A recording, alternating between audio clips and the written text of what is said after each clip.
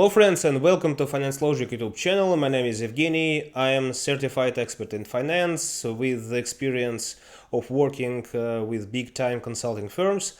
This lesson is a practical lesson to practice your knowledge of financial statement analysis. It's gonna be very helpful for you if you are preparing to CFA Level 1 or you would just want to practice your knowledge in area of financial statement analysis. We will go through 10 multiple choice questions. Only one option is correct, and I will give you 15 seconds to think what choice is correct. Of course, if you need more time, you can stop me and use your own pace. After 15 seconds, after each question, I will give you a clear explanation of correct answer with relevant examples. So if you're ready, let's start. Question number 1.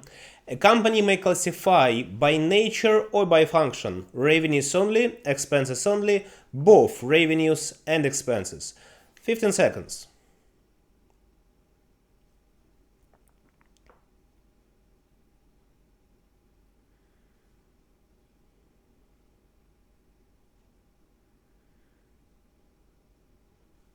Correct answer is B, expenses only. To present expenses in income statement, an organization may classify its expenses by function. In this case, the presentation is as follows. We have cost of sales, selling cost, and general and administrative cost. For example, salary of production worker is within cost of sales line, and salary of office worker is within G&A cost because of its function. Or an organization may decide that presentation by nature is more relevant and to present its expenses in accordance with their natures. In this case, income statement usually includes material expenses, salaries and wages, and depreciation expense. And for example, salaries and wages line includes salaries and wages of all employees within the firm, and depreciation line includes depreciation of all fixed assets. And usually trade and production companies which have some product to sell and which can measure its cost, usually they follow presentation by function. And company which provides services usually follow classification by nature. So an organization is free to choose, but of course an organization should take into account relevant practice, how their competitors do. Let's continue with question number 2. It's more difficult. An analyst gathered the following information about a company: 100,000 common shares outstanding at year start, earnings for the year are $125,000, 1,000 bonds with par value of 1,000 each, convertible into 25 shares each, outstanding at the year start. Effective interest rate on these bonds is 7% per annum. The tax rate is 40%. What is diluted earnings per share for the year? Here are the options and 15 seconds.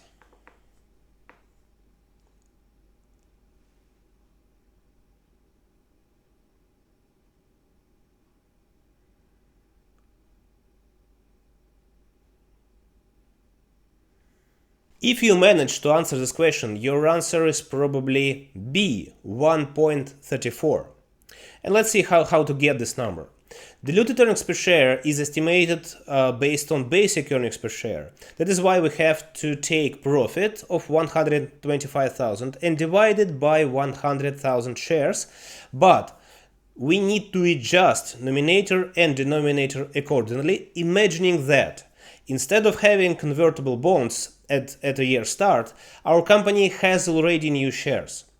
If company has no convertible bonds, company has no relevant interest expense. That is why we need to add in interest expense to estimate hypothetical profit. But don't forget about tax shield, because if company has no interest, company suffers from increasing tax expense. To account for it, we need to multiply interest expense that we add by 1 minus tax rate. And the same thing is about denominator. If our company has no more convertible bonds, if our conversion has already happened at the year start, then we have new shares in a number of 25,000. But let's think about the purpose of diluted earnings per share. Why do we need it? Diluted earnings per share, its purpose is to warn current shareholders about potential decline in earnings per share, which may take place if all potential shareholders become actual shareholders. So the purpose of diluted earnings per share is to warn about potential decline. That is why, in order to state that diluted earnings per share is 1.34, we need to compare it with basic earnings per share, which is 1.25. In our case, it seems that conversion is beneficial for current shareholders because conversion results into increase in earnings per share. That is why it doesn't make sense to warn our shareholders about potential increase in earnings per share. So it means that diluted earnings per share could not be higher than basic earnings per share.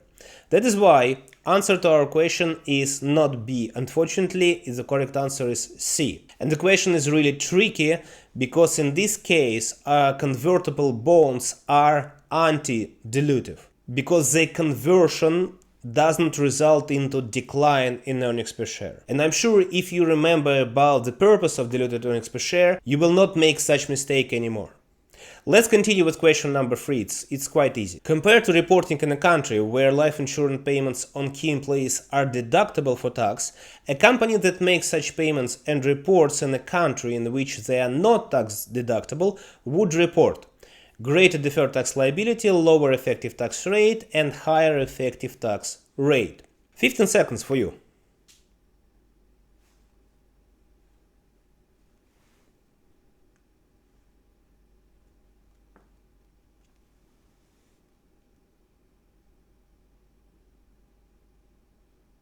Okay, we need to answer about company which works in a country where life insurance payments are not deductible for tax purposes. It means that company cannot reduce its tax expense. Let's start with the effective tax rate. Effective tax rate is estimated as income tax expense divided by profit before tax. And income tax expense includes usually two lines: current tax expense and deferred tax expense, or in some cases revenue. And let's think about impact of any non-deductible expense, not only life insurance payments. If we have non-deductible expense, we have decrease in profit before tax because we have this expense, but unfortunately we cannot reduce our tax expense. And non-deductible expenses, they have no any impact on deferred taxes as well. So technically, if we have decline in profit before tax and if we have no change in our income tax expense, our effective tax rate would be higher. Option A is also not relevant because non-deductible expenses have no any impact on deferred taxes. We estimate deferred taxes only when we have temporary differences and an object exists in tax accounting. And non-deductible expenses are excluded from tax register and tax accounting. Question number 4. A company manufactures aluminum cans for the beverage industry and prepares its financial statement in accordance with IFRS, International Financial Reporting Standards. During its latest full fiscal year, the company recorded the following data related to inventories of its factory. And we have a list of 7 positions, and we need to answer what are total costs to be included in inventories for the year. Let me remind you that costs to be included in inventories are all the necessary costs to make inventory ready for use. Ready for use means ready for sale, because inventories are items that company intends to sell. 15 seconds for you.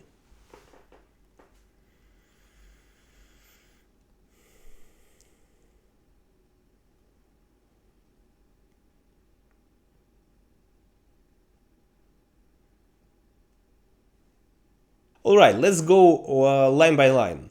Raw materials, of course, we need to include it in inventory cost. Our second item is storage cost of finished cans.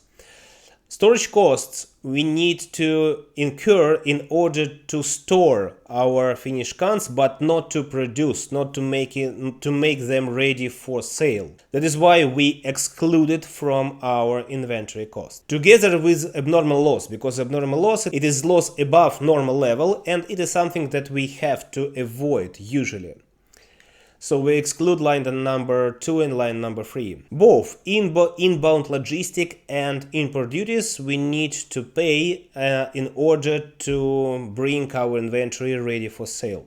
So we include them in our costs. And allocated administrative overheads. They are administrative, they are overheads, they have no any direct relationship to our inventory to production process. That is why we exclude them from our costs. Trade discount received helps us to make our raw materials cheaper. And 520 should be considered as a reduction of our original raw material price.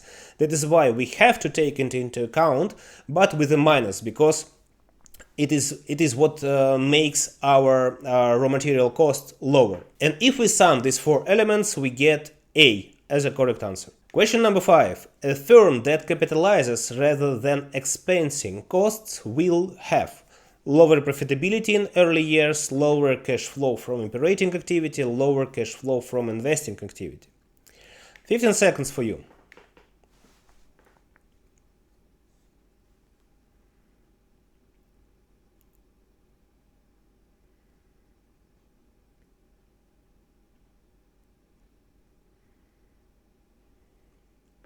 If firm capitalizes expense, it defers recognition of its expense. It allocates recognition of expenses through many years. For example, if company buys an equipment, company depreciated through 5 years. But if company buys consulting services, company recognize all amount paid in the current period as an expense. That is why if firm capitalizes rather than expensing its costs, this firm will have higher profitability in early year. That is why we exclude A. And if company treats costs as a capital cost, then relevant payments are treated as investment activity. And that is why this company will have lower cash flow from investing activity. And correct answer is C.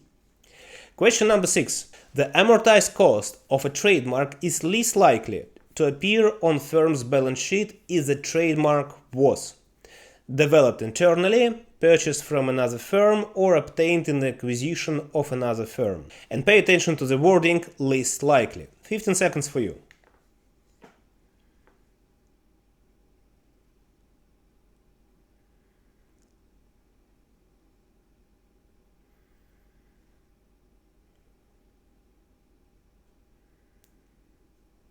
The correct answer is A, because if company develops its trademark internally, company has no any basis to measure its cost. Company has no any purchase price that could be used as initial cost of our trademark. Options B and C both assume that company acquires trademark.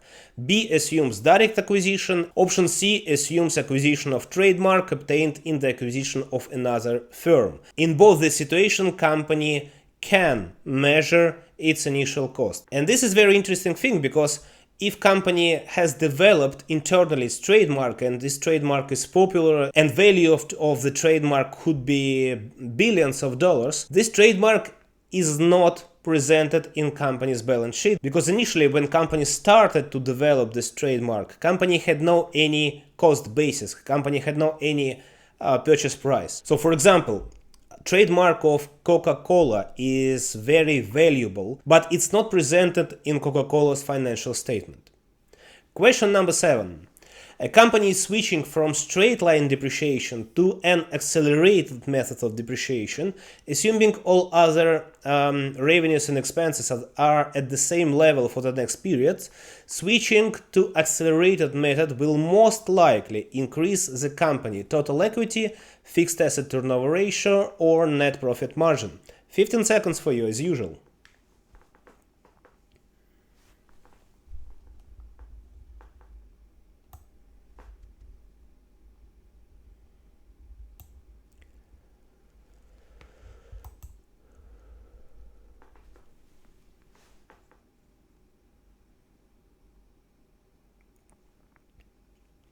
If companies switch to an accelerated method, it means that depreciation expense will be higher comparing to straight line method.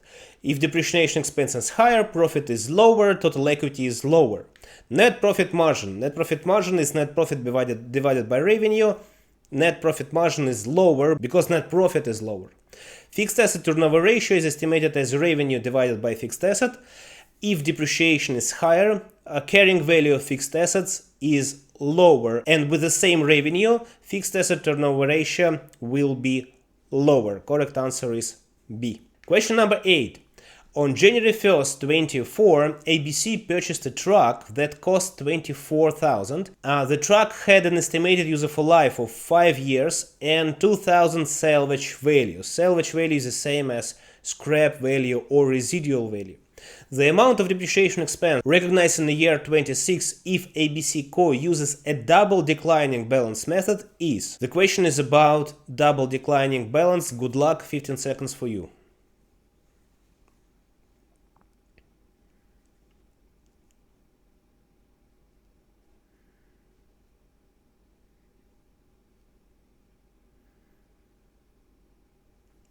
Pay attention to the timing. On January 1st of 20x4, ABC Co. purchased a truck, but we have to estimate depreciation for the year 20x6. If we use double declining balance method, each time depreciation is estimated based on opening carrying value. Opening carrying value for the year 20x4 is 24, and we multiply it by 1/5 or 20%, and we multiply it by 2 because we deal with double declining balance method.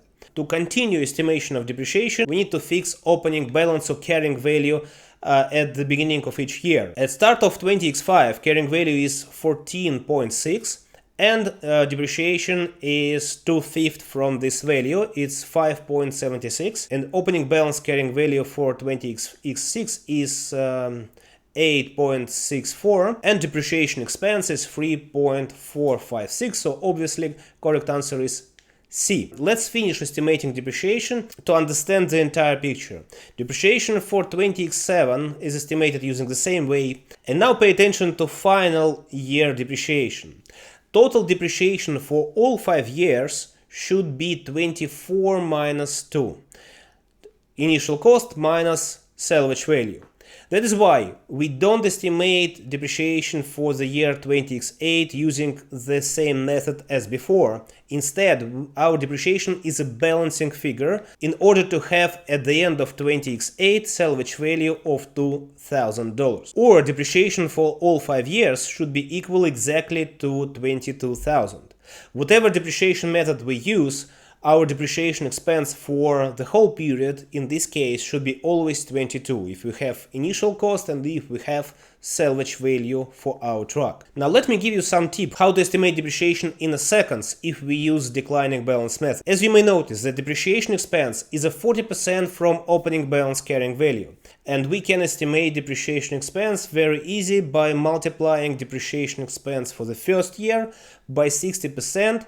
As many times as we need to get depreciation expense in each particular year, excluding final year, because in final year our depreciation is a balancing figure.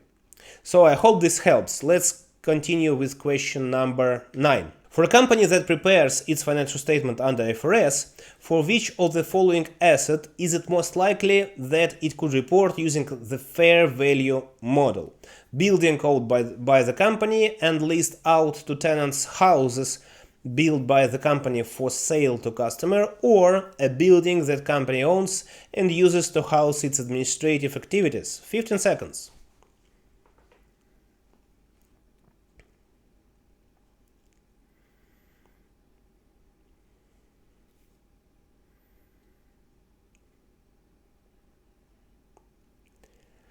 Fair value model is important for those assets which we treat as investment. Building owned by the company and leased out to tenants is investment property. Houses built by the company for sale are inventories, and building that company owns and uses for administrative purposes is fixed asset. And among these three assets, it's the most important to measure at fair value, of course, investment property, because investment property it is one of our asset classes. Question number 10, final one. Which of the following statements for a bond issued with a coupon rate above the market rate of interest is least accurate? The bond value will be amortized toward zero over its life. The bond will be shown on the balance sheet at the premium value. The interest expense will be lower than that implied by the coupon rate. 15 seconds.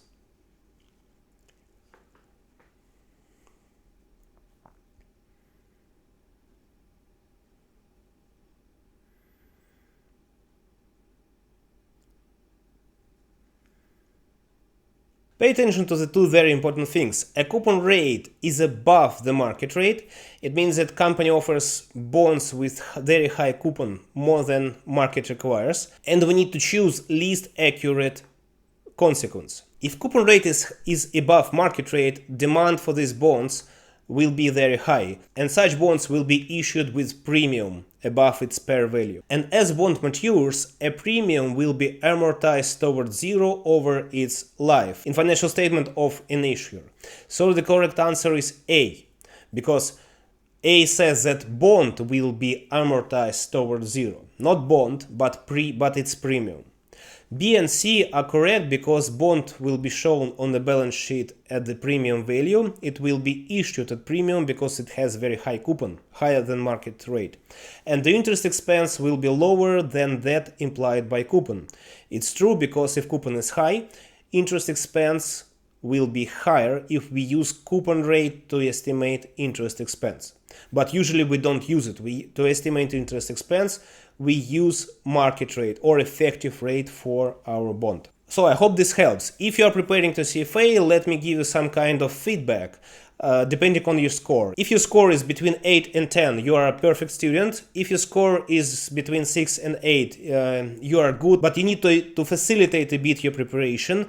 If your score is below 6, from 0 to 5, you need to study very, very hard. So now our practice is finished. I hope it helps. If you have any questions, you are welcome to write them in the comments. Don't forget to like this video and subscribe to my channel. See you next time.